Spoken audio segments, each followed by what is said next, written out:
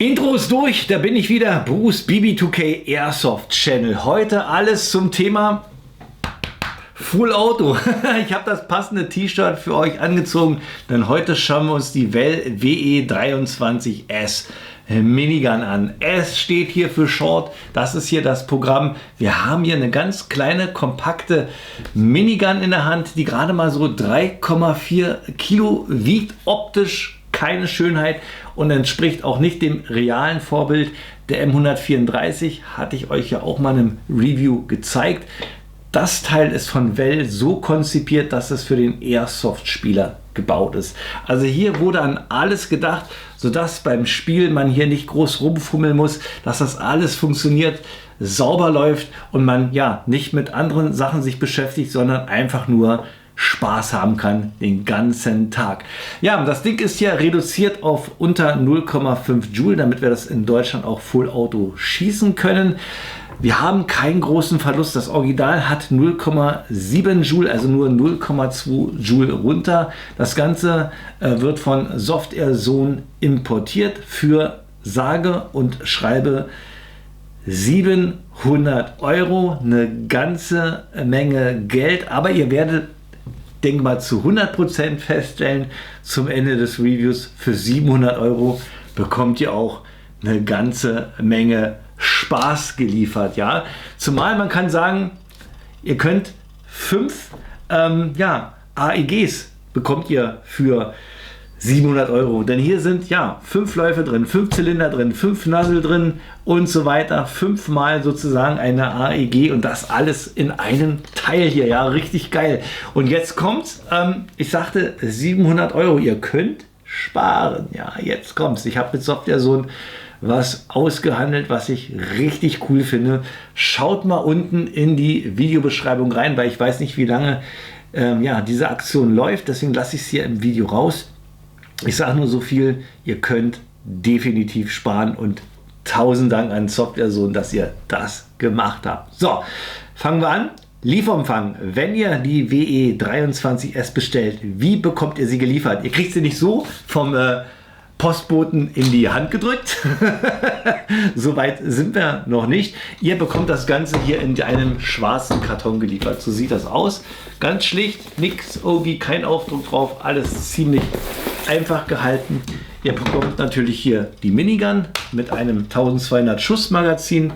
Dazu gibt es nochmal eine Tabelle hier mit den technischen Daten. Auf der Rückseite ist nochmal eine Explosionszeichnung drin mit allen Teilen und Nummern. Falls euch da was kaputt geht, könnt ihr das bestellen. Dann gibt es dazu nochmal eine Zielscheibe. Ja, die dürfte eigentlich in 10 Sekunden weggerotzt sein. Bevor er das macht, dreht es lieber nochmal um. Da ist nochmal so ein kleiner Sicherheitshinweis drin, wie man mit Airsoft umzugehen hat. Und zum Schluss gibt es hier noch diesen kleinen, feinen Sechskantschlüssel. Den benötigt ihr, um das Hop-Up einzustellen, beziehungsweise um 5-mal das Hop-Up einzustellen. Aber dazu kommen wir später im Review. Machen wir mal den Bodycheck. Schauen wir uns mal die verwendeten Materialien und die Verarbeitung an. Als ich die Minigun zum ersten Mal aus dem Karton genommen habe, war ich fasziniert, wie klein und kompakt das Ganze ist und auch wie leicht. Wir haben hier gerade mal so 3,4 Kilo. Das lässt sich ganz einfach mit der Hand halten und das liegt daran, dass man kann sagen, zu 90% die Airsoft hier aus verstärktem Kunststoff besteht. Also hier das ganze Gehäuse, alles aus Kunststoff, Magazin aus Kunststoff, der Handschutz. Außer die Läufe, die sind hier aus Aluminium gefertigt. Der Abzug ist aus Aluminium gefertigt, die Sicherung, der Magazinknopf, das alles ist aus Metall und natürlich die Internals auch aus hochwertigen Materialien gefertigt, sodass wir hier ein schönes, robustes System haben. Das ist auch wichtig, denn wie gesagt, wir haben hier 2300 Rounds per Minute. Da muss alles perfekt sitzen, jedes Zahnrad muss perfekt funktionieren, der Motor muss flutschen, damit hier gewährleistet ist, dass es hier keine Störung gibt. Und das hat Well hier hervorragend realisiert. Die Beschichtung schwarz, absolut gut gemacht. Also man kann hier nicht meckern. Ich habe noch nie eine Well vorher in meinen Händen gehalten, habe das immer für billig empfunden, aber ich muss hier sagen, hier hast du wirklich richtig was in der Hand, wo man nicht den Eindruck hat, dass das hier so schnell kaputt geht. Kommen wir zu den technischen Daten, die blende ich euch hier an der Seite ein. Wir haben hier die Well WE23S mit einem Gesamtgewicht von 3,4 Kilo, Länge 575 mm, Lauflänge 5 mal 220 mm, System AEG Kaliber 6 mm, Magazinkapazität 1200 Schuss, angegebene Energie 0,5 Joule bzw. 230 FPS. Laut Herstellerangaben haben wir hier Rounds per Minute 2400 Schuss die Minute. Das Ganze mit einem 11,1 Volt LiPo-Akku. Wir können die Minigun hier mit zwei Arten von Akkus betreiben, 7,4 oder 11,1 LiPo. Bei 7,4 sinkt die Kadenz. Was wir jetzt machen, wir werden jetzt mal im nächsten Abschnitt einen kleinen Sound- und Geschwindigkeit- und Chronotest machen. Und dann gucken wir uns mal an, wie die Akkus hier unterschiedlich bei dieser Minigun reagieren. So, dann fangen wir zunächst erstmal mit 7,4 Volt an. Sicherung raus und dann hören wir mal. Ja, hört sich schon sehr nach Minigun an. Schauen wir uns dazu mal die Chronowerte an. Die blende ich euch hier an der Seite ein und da werdet ihr sehen, ich habe 126 Schuss rausgehauen und hatte dabei eine Leistung von, ich gucke mal hier nochmal nach, 21,4 Rounds per Seconds. Das sind 1332 Schuss die Minute maximal. Durchschnitt 1247, minimal 522. Und ihr seht auch, beim Joule liegen wir auch genau unter 0,5 Joule. Das liegt also weit unter den Herstellerangaben von 2400 Rounds. Ich würde sagen, wir wechseln jetzt mal auf 11,1. So, 11,1, Soundtest.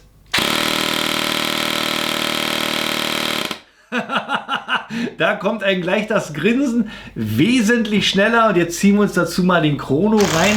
Und ihr werdet sehen, beim Chrono, der Chrono kommt so gar nicht hinterher. Ich bin mit dem Schießen fertig und der Chrono wirft immer noch die Zahlen hinterher. Also er hat ordentlich zu tun. Ich habe 180 Schuss rausgehauen, hatte eine Kadenz maximal von 2298 Schuss die Minute gehabt, also keine 2400. Durchschnitt waren 2173 und ihr seht auch, wir sind auch bei 0,5 Joule, ein bisschen drüber. Ein paar Dinger werden gar nicht gezählt mit 0.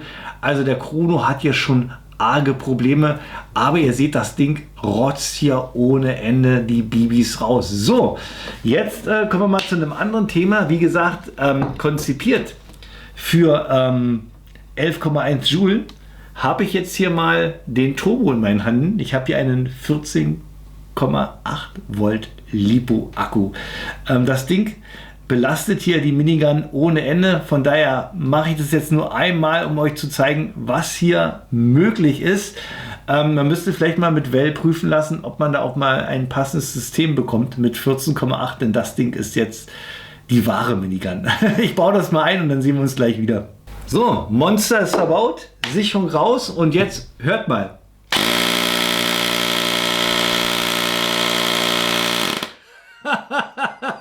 Unglaublich, das Teil rotzt auch mit 14,8 die Bibis raus. Und das zeige ich euch. Ich hau hier mal den Chrono an die Seite ran. Der Chrono hat hier ordentlich zu ackern, wie er nachläuft, nachdem ich mit dem Schießen fertig bin. Der Ace-Tech schafft es aber ohne Ende. Und wenn wir uns das mal anschauen, die Werte, wir haben hier maximal 3480 Schuss die Minute, Durchschnitt 3295. Das sind in Sekunden maximal 58 Schuss die Sekunde. Unglaublich. Und ihr seht, es funktioniert auch mit 14,8. Aber ich bin mir sicher, das geht richtig ans Material. Der Motor wird überlastet, er überhitzt.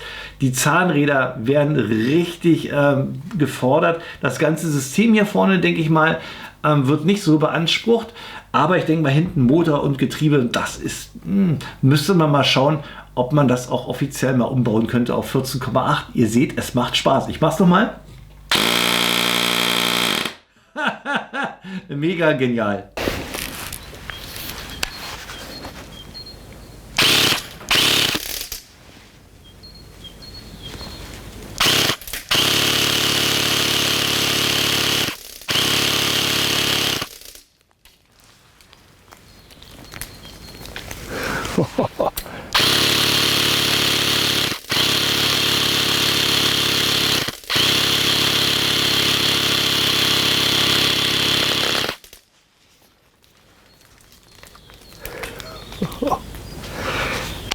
Das war der Schusstest gewesen, ja, auf 30 Meter auf ein 50 x 50 Zentimeter großes Ziel.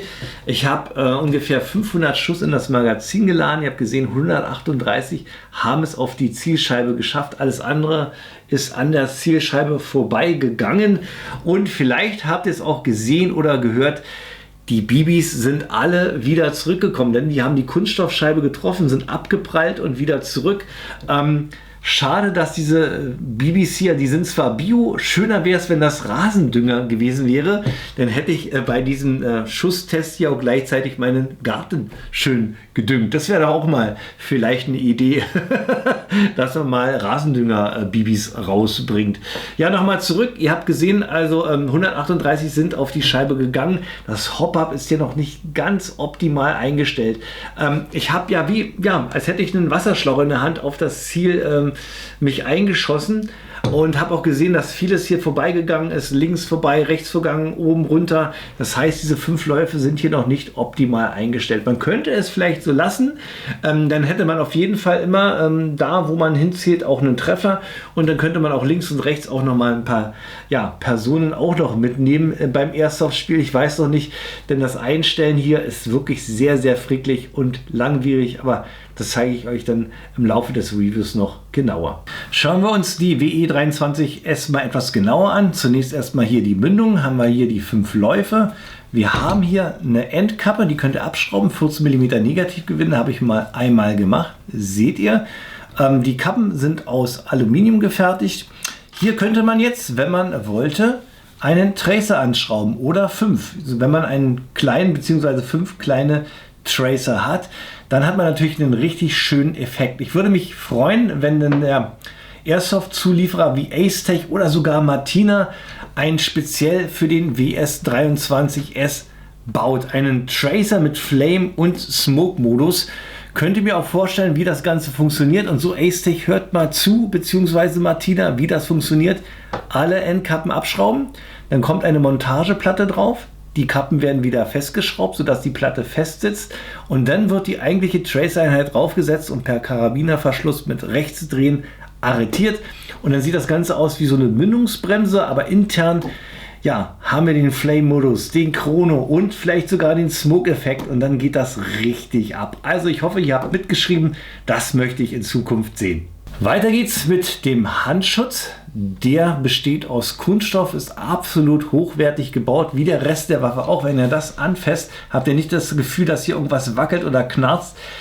Liegt richtig schön in der Hand.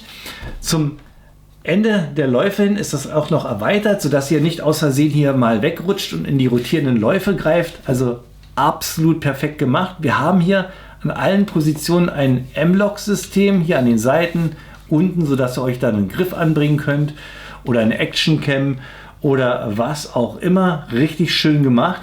Apropos Montagemöglichkeiten, hier oben haben wir auch nochmal den Tragegriff, könnt ihr eigentlich so halten. Dann habt ihr hier auch nochmal eine Picatinny Reel, wo ihr euch einen Rotpunkt drauf machen könnt. Dann haben wir hier durchgehend eine Montagemöglichkeit für eine Sling-Aufnahme. Ich habe hier mal eine da, könnt ihr hier einfach ranstecken. Ja, ist natürlich nicht im Lieferumfang enthalten. Habt ihr also hier die Möglichkeit, was ranzumachen. Auf der Seite und auch nochmal hier an der Seite habt ihr auch nochmal die Möglichkeit, was ranzumachen. Ich mache mal rein. Und dann könnt ihr euch hier einen schönen Sling noch mit ranmachen. Dann sind wir hinten angekommen und ich würde sagen, schauen wir uns gleich mal die Bedienelemente an. Ist nicht viel bei der Minigun, sondern nur Abzug und Sicherung, wenn man so will. Abzug befindet sich hier. Wir haben hier den schrägen Griff, der beinhaltet nachher das Fach für die Batterie. Zeige ich euch später hier. Das gerade Stück, hier ist der Motor verbaut. Der setzt hier genau hier drauf aufs Getriebe. Ja, sehr ergonomisch, sieht zwar erst nicht so aus, aber ihr könnt es richtig gut halten. Gerade in der Kombination so, ich habe hier nicht einmal das Gefühl, dass hier irgendwie ich eine Sehenscheidentzündung bekomme. Ist also wirklich sehr, sehr ergonomisch aufgebaut, das Ganze. Der Abzug besteht aus Metall. Dann haben wir hier die Sicherung. Die wird durch Rein- oder Rausdrücken aktiviert oder deaktiviert. Ich drehe mal hier, wenn das Ganze hier rot zeigt, heißt, ist der Abzug freigegeben. Ich kann feuern, wenn ich reindrücke.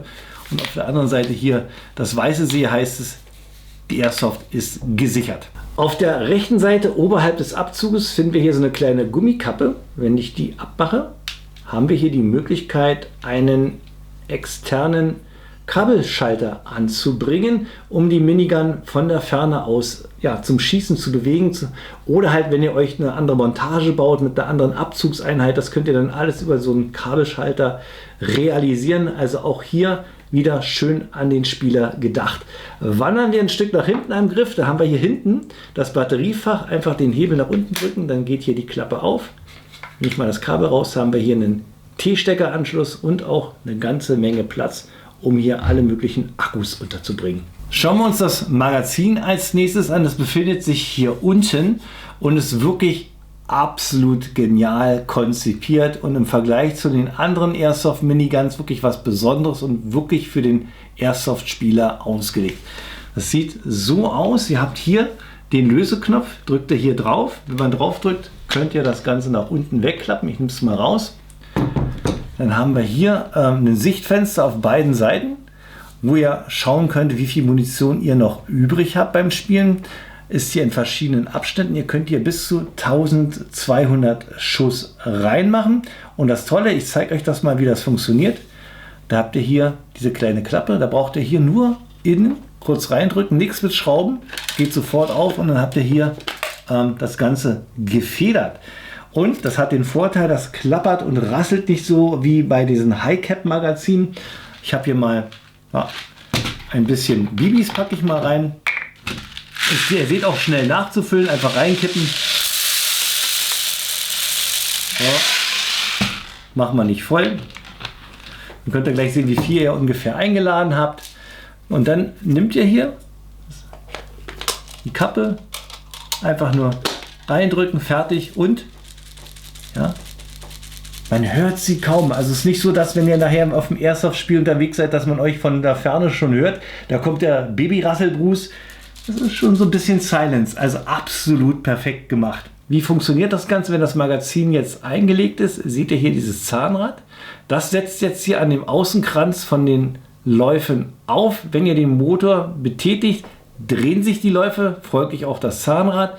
Und wenn ich jetzt hier mal dran drehe, seht ihr, werden jetzt die Bibis in die Läufe transportiert. Das Hop-Up hier einzustellen bei der Minigun ist wirklich eine Wissenschaft für sich, denn wir haben ja 5 Hop-Ups, die wir hier justieren können und bei 2300 Rounds per Minute wissen wir beim Schießen gar nicht, welcher Lauf hat jetzt wie reagiert und wo muss ich wie was nachkorrigieren. Ich gebe euch mal einen Tipp mit, wie ich es gemacht habe. Ihr habt gesehen, ist bei mir noch nicht optimal. Ich muss hier auf jeden Fall noch mal ran. Ihr braucht auf jeden Fall viel Zeit und Geduld. Das Schöne ist, ihr könnt das Hop-Up hier auch einstellen, ohne dass ein Motor drin ist, denn das Ganze funktioniert hier auch rein mechanisch, indem ich hier an den Läufen drehe. Wenn ich das mal mache, hört mal. Jetzt wird ein Schuss ausgeübt und jetzt gleich nochmal. Zack. Funktioniert nämlich so folgendermaßen, dass durch das Drehen wird der Piston nach hinten gespannt durch die Feder und ab einem bestimmten Punkt, und zwar nämlich hier auf 12 Uhr, wird die Feder losgelassen und die komprimierte Luft nach vorne geschossen und die Bibi nach draußen befördert. Und das Tolle ist auch, jeder Lauf ist hier intern durchnummeriert und zwar von 1 bis 5. Wenn wir jetzt hier mal unten reingucken, kann ich euch das mal etwas genauer zeigen. Schauen wir noch mal hier rein. Hier haben wir einmal die Madenschraube. Wenn ihr hier mit dem Sechskantschlüssel ansetzt, einfach reinstecken, nach rechts drehen, verstärkt ihr das Hop, nach links schwächt ihr das Hop. Unterhalb der Madenschraube seht ihr hier den Strich. Das heißt, Lauf 1 ist hier gemeint. Wenn ich jetzt einmal weiter drehe, könnt ihr gleich sehen, da haben wir jetzt 2 Striche. Lauf 2, Lauf 3, Lauf 4 und Lauf 5. Also ich habe es für mich folgendermaßen gemacht. Es ist nur ein Tipp, wie ihr es nachher umsetzt. müsst ihr entscheiden. Ich fand es für mich eigentlich so am besten. Ich habe jetzt hier unten den Lauf 1 eingestellt, habe dann beim Lauf 1 einfach die Endkappe abgeschraubt. So. Und jetzt weiß ich, da wo keine Endkappe drin ist, ist Lauf 1 und dann kann ich mir das selber ausrechnen. Es dreht sich ja nach links rum im Uhrzeigersinn. Ich drehe mal hier auf die. Jetzt habe ich hier Lauf 1, Lauf 2, 3, 4, 5. Ja, und dann lege ich ein Magazin ein, gehe aufs Feld, Schutzbrille natürlich aufsetzen und dann mache ich das manuell. Ich drehe also schon einmal vor, bis der Lauf hier kurz vor 12 ist und dann gebe ich ihm noch den Rest und dann kann ich sehen, wie schießt jetzt die Bibi raus. Geht die nach oben, geht die nach unten und dann mache ich mir auf den Zettel eine Notiz hier, Lauf 3, muss ich das Hop verringern, dann gehe ich weiter, mache den nächsten Lauf, zack. Weiß ich, okay, 4 ist wieder nach unten gegangen, muss ich den Hop noch mehr machen. Und so mache ich alle 5 Läufe einmal durch. Dann drehe ich das um, nehme das Magazin raus und justiere jetzt mit den Sechskantschlüsseln nach. Bis ich so ungefähr das Gefühl habe, jetzt könnte es funktionieren. Und dann haue ich einen Akku rein und haue mal einen richtigen Burst raus und guck mal, wie die Bibis so laufen. Wenn ich merke, ist immer noch nicht so richtig, dann mache ich es wieder manuell und versuche es noch mal ein bisschen fein zu justieren. Wie gesagt, ihr müsst euch da viel Zeit nehmen, aber ich denke mal, man wird es schon irgendwie hinkriegen und ich werde mich dem Thema auf jeden Fall auch noch mal annehmen. Schauen wir uns kurz noch das Innenleben von der Minigun an. Ich nehme die nicht komplett auseinander. Da könnt ihr euch zum Beispiel das Video mal von Taiwan Gun reinziehen, verlinke ich euch mal. Da wird hier die Minigun wirklich bis zur kleinsten Feder, bis zur kleinsten Schraube auseinandergenommen. Das spare ich mir hier. Ich zeige euch nur mal so ein kleines Teil zerlegen, damit ihr wisst, wie hier die Minigun überhaupt funktioniert. Um euch das System zu zeigen, brauchen wir nur 4 Schrauben lösen. Und zwar hier einmal die beiden und hier unten die beiden. Dahinter einen 3er Sechskantschlüssel. Vergewissert euch, dass das Magazin raus ist, dass keine Bibis mehr im System sind und dass der Akku entladen ist. Jetzt sind die 4 Schrauben gelöst und wir können jetzt den Handgriff ohne Probleme abnehmen. So sieht er aus. Im nächsten Step können wir nun die ganze Einheit, also die 5 Läufe und das ganze System rausnehmen. Vorsichtig. So. So sieht das aus und dann können wir das andere hier zur Seite packen. Schauen wir uns mal das Prinzip von der Minigun etwas genauer an. Wir haben hier 5 Läufe verbaut, 5 Zylinder, 5 Pisten, 5 Nozzle, 5 Hop-Up-Gummis und 5-mal eine Feder, die in Spannung versetzt wird, damit es zum Schuss kommt. Und das Ganze macht jetzt hier dieses schwarze Rampensystem, so nenne ich es mal. Das sorgt dafür, dass die Feder in Spannung gebracht wird. Wir haben hier so eine Rolle, dahinter ist die Feder. Wir sehen hier an dem Punkt, wo sozusagen der Schuss jetzt ausgeführt worden ist, die Feder ist entspannt. Und wenn ich jetzt mal das ganze System weiterdrehe, seht ihr hier, fängt jetzt hier so eine Art Rampe an. Und die Rolle fährt jetzt hier die Rampe hoch und versetzt sozusagen dann die Feder in Spannung. Wir sehen hier richtig jeden Status ganz genau. So, bis wir hier zu dem Punkt sind, jetzt seht ihr hier, jetzt ist die Feder komplett gespannt und wartet nur darauf, dass sie ausgelöst wird. Das heißt, wenn wir weiterdrehen, fährt jetzt die Rolle dann hier an die Kante und dann ja, freier Fall, wird die Feder freigegeben und der Schuss läuft. Das zeige ich mal. Ich halte jetzt dieses Kunststoffteil mal fest und drehe mal. Ja, jetzt läuft das Ding zur Kante. Bam, und der Schuss wird ausgelöst. Bam, bam, bam, bam. Und so funktioniert das. Ihr seht, auch per Hand. Wenn ich jetzt schnell drehe, könnte ich jetzt auch 2300 Schuss die Minute machen. Oder vielleicht so eine Kurbel, dass wir hier so eine Art Western Gatling haben, wäre auch mal was Interessantes. Aber um halt diese Leistung zu haben, ist hier noch ein Motor verbaut bei der Well. Und der setzt genau hier an. Hier sehen wir hier ein Zahnrad. Und jetzt zeige ich euch mal das Innenleben von dem Gehäuse. Könnt ihr jetzt hier sehen, an der Stelle haben wir hier auch noch mal so ein kleines Zahnrad. Das setzt hier am Außenkranz an. Ja, und durch den Motor, der sich jetzt hier befindet, wird das Ganze angetrieben und dann können wir hier ordentlich rappern und zappern. Und das Schöne, ihr habt gesehen, funktioniert alles ohne Probleme. Und da sind wir auch schon am Ende angekommen von meinem Review hier zur Well WE23S Minigun. Bleibt nur mein persönliches Fazit und meine Kaufempfehlung. Also mit der Minigun hat Well hier wirklich alles richtig gemacht. Das ist eine reine Airsoft-Spieler Minigun, die zuverlässig funktioniert und die 2300 Schuss pro Minute ohne Probleme, ohne Funktionsstörungen nach vorne jagt. Richtig gut gemacht. Auch die Drosselung hier auf 0,5 Joule hat hier dieser Minigun nicht geschadet. Wenn ich da an meine Classic Army denke, wird mir ganz schlecht, zumal auch noch das Ganze richtig teuer ist, aber das ist eine andere Geschichte. Das Teil wirklich perfekt, klein, kompakt, leicht, Magazinwechsel absolut easy, 1200 Schuss in 30 Sekunden rausgerotzt. Aber ihr werdet ja nicht 30 Sekunden lang auf den Knopf drücken. Ihr werdet da auch noch ein bisschen mehr Spaß haben. Und wenn ihr ein Magazin wechseln wollt, ja, dann sind die auch leicht am Mann und auch leicht und schnell zu wechseln. Wenn ich da an Classic Army denke, dann müsste man hier die Endkappe abschrauben, Bibis reinfüllen, zumachen. Das ist alles eine Sache, die Zeit kostet. Und das hat Well hier mit dem Teil gut realisiert. Optisch keine Schönheit, ist Geschmackssache. Aber es kommt anscheinend gut an, denn Well produziert noch weitere Miniguns. Ein kleiner Blick in die Zukunft. Die Dinger kommen wohl im April raus. Wann die dann nach Deutschland kommen, ja, ich denke mal auch vielleicht Ende April oder Mai, denn die müssen ja dann auch noch mal auf 0,5 Joule gedrosselt werden. Aber ich zeige mal kurz rein, was es da alles geben wird.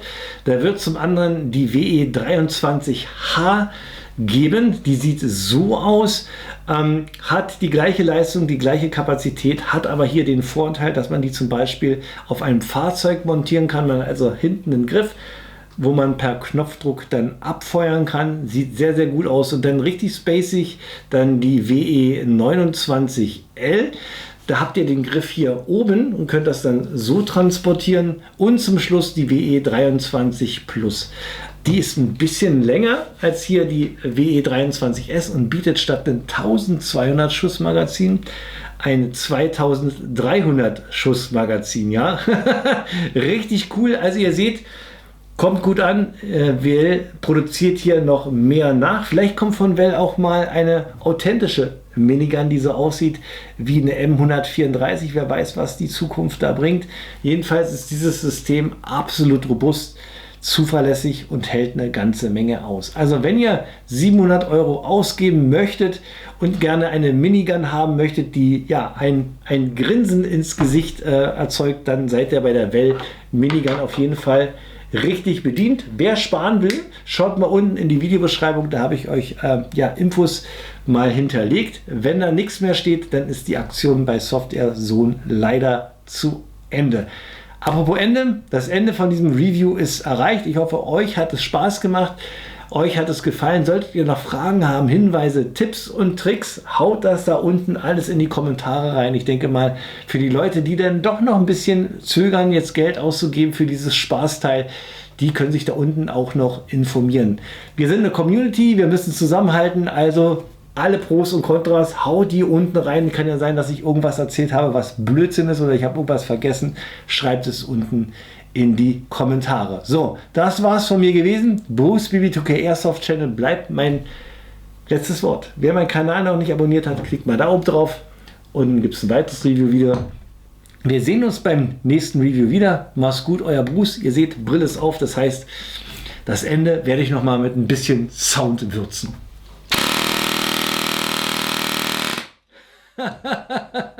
Mach's gut, euer Bruce.